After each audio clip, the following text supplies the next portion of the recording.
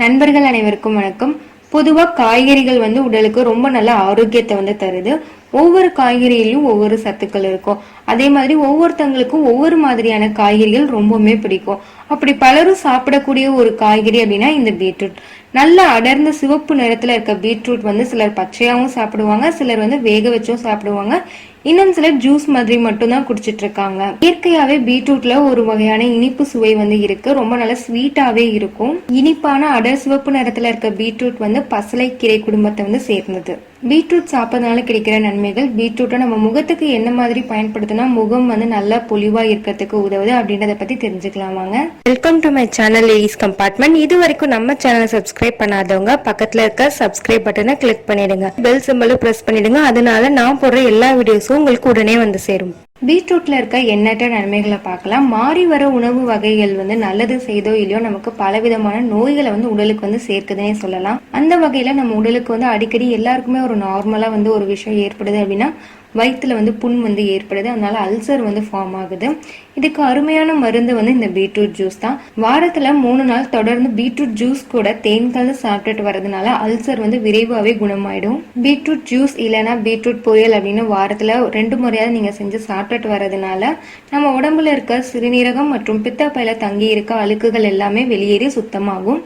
Blood sugar level அதிகமா இருக்கவங்க கண்டிப்பா பீட்ரூட் ஜூஸ் குடிச்சிட்டு வரதுனால பிளட் சுகரை நல்லா பேலன்ஸ்டா மெயின்டைனா வச்சுக்கிறதுக்கு உதவுது. நம்ம உடம்புல தங்கி இருக்க கெட்ட கொலஸ்ட்ரால கண்டிப்பா பீட்ரூட் குறைக்குது. செரிமான பிரச்சனை உள்ளவங்க பீட்ரூட் ஜூஸ் குடிச்சிட்டு வரதுனால செரிமான பிரச்சனையும் சரியாயிடுது. பீட்ரூட்ல அதிகப்படியான நார் சத்து இருக்கனால பெருங்குடல சுத்தம் செஞ்சு மலசிக்கல் பிரச்சனைக்கு ஒரு நல்ல தீர்வாவே இருக்கு.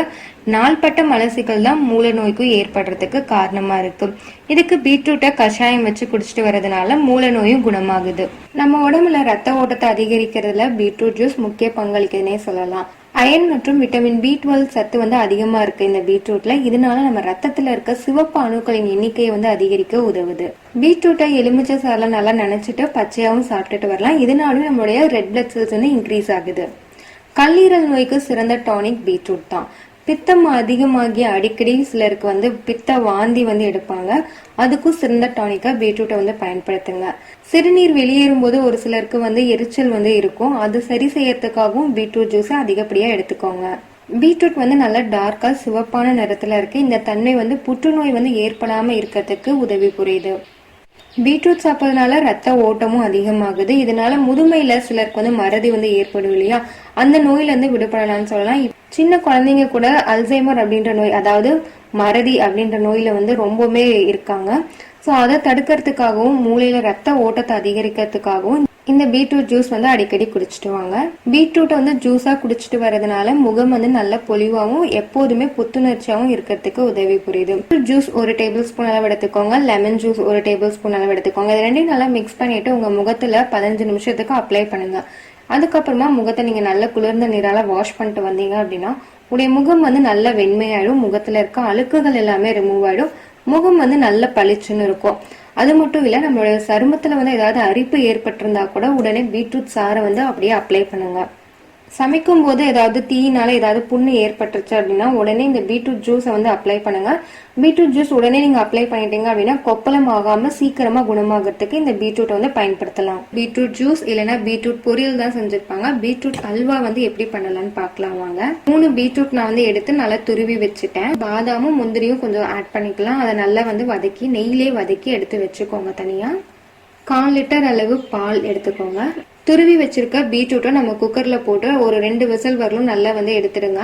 கடாயில பீட்ரூட்டை நல்லா போட்டு நல்லா வதக்கிக்கோங்க. நல்லா அந்த பச்சை வாசம் போற அளவுக்கு நல்லா கிண்டிக்கிட்டே இருக்கணும். கண்டிப்பா கிண்டுறதை விட்டுடாதீங்க. 1/4 லிட்டர் அளவு பால் எடுத்து வச்சிருக்கோம். அதை நல்லா மிக்ஸ் பண்ணிக்கலாம். பவுடர் பண்ணி வச்சிருக்க ஏலக்காயும் சுகரையும் நல்லா எடுத்து மிக்ஸ் பண்ணிக்கலாம். இந்த பீட்ரூட் கூட ஸ்வீட் திரண்டு வரும். பீட்ரூட் சாப்பிட்றதுனால கிடைக்கிற நன்மைகளை பத்தி பார்த்தோம். இப்ப பீட்ரூட் சாப்பிட்றதுனால கிடைக்கிற தீமைகளை பத்தியும் தெரிஞ்சுக்கலாம் வாங்க. சிறுநீரக பிரச்சனை இருக்கிறவங்க பீட்ரூட் ஜூஸ் குடிக்கவே கூடாது. அப்படி குடிக்கணும் அப்படின்னா என்ன மாதிரியான அளவு இன்டேக் எடுத்துக்கணும் அப்படின்னு கண்டிப்பா டாக்டர் கிட்ட கன்சல்ட் பண்ணிக்கோங்க. பீட்ரூட்ல இருக்க பிட்டைன் வந்து தீங்க விளைவிக்கக்கூடியது. அதனால பிரசவம் முடியறவர்களும் பீட்ரூட் ஜூஸ் வந்து குடிக்காம இருக்கிறதே நல்லது. அப்படி குடிக்கணும்னு ஆசை இருந்தாலும் எப்போவாது ஒரு முறை மட்டும் பீட்ரூட்டை வந்து பொரியலா செஞ்சு சாப்பிட்டுட்டு வாங்க. பீட்ரூட் ஜூஸ் குடிக்கிறதுனால மலச்சிக்கல் பிரச்சனையில இருந்து விடுபடலாம்னு சொல்லிட்டோம். ஆனா அதிக அளவு நீங்க வந்து பீட்ரூட் ஜூஸ் குடிக்கிறதுனால வயிற்றுப்போக்கு, டயேரியா இந்த மாதிரியான ஒரு பிரச்சனையும் ஏற்படும். பீட்ரூட்டை வந்து அதிக அளவுல எடுத்தீங்க அப்படின்னா நீங்க மலம் வந்து கழிக்கும் போது உங்களுடைய மலம் வந்து பிங்க் நிறத்திலயோ இல்ல சிவப்பான நிறத்திலயோ வந்து ஏற்படும். இது வந்து ஒரு நோயினே சொல்லலாம். பட் அதிக அளவுக்கு நீங்க எடுத்துக்காதீங்க. கல்லீரல் பிரச்சனை இருக்கவங்களும் அதிகமான அளவு பீட்ரூட் ஜூஸை குடிக்காதீங்க. கண்டிப்பா டாக்டர் கிட்ட கன்சல்ட் பண்ணிட்டு குடிங்க. அளவுக்கு அதிகமா கண்டிப்பா குடிக்கவே கூடாது. மந்த்லி ஒன்ஸ் அந்த மாதிரி வேணா நீங்க குடிச்சிட்டு வரலாம். அழுத்தம் வந்து கம்மியா இருக்கிறவங்க இந்த பீட்ரூட் ஜூஸை வந்து குடிச்சிட்டு வராதீங்க. ஸோ உங்களுக்கு ரொம்பவே கம்மி பண்ணிடும். பீட்ரூட் ஜூஸை அளவுக்கு அதிகமா குடிச்சிட்டு வந்தீங்க அப்படின்னா அதனால உடல்ல குறிப்பிட்ட உலோகங்களான காப்பர், மெக்னீசியம், இரும்பு சத்து மற்றும் பாஸ்பரஸ் போன்ற சத்துக்கள் வந்து தேங்கறதுக்கும் ஆரம்பிக்கும்.